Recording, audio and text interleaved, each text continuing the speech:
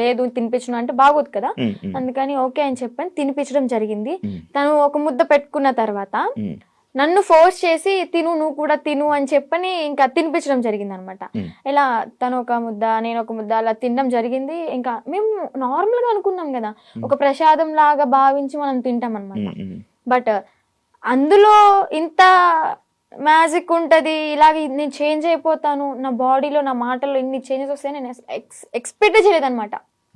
Can't expect ఆ food వల్ల. Yeah, అంటే చాలా మంది ఏమంటారంటే అఘోరాలకి అంటే తిను ఎలాంటి మంత్రాలు రావు, ఐ నో దట్, బట్ ఇతని దగ్గర ఏముందంటే వశీకరణ చేసుకునే శక్తి అయితే ఉంది. అంటే మారాడు, ఏదో ఒకటి నేర్చుకోకుండా అయితే రాడు కదా.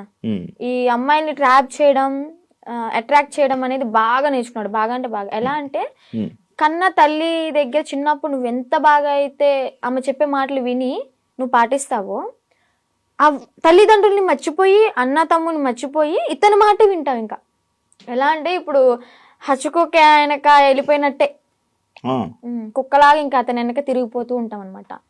ఎప్పుడు రియలైజ్ అయ్యానంటే ఈ విషయం నేను అలా జరిగిన తర్వాత మ్యారేజ్ కూడా, ఇది ఒక పెద్ద హాట్ టాపిక్ అయిపోయింది అనమాట మీడియాలో.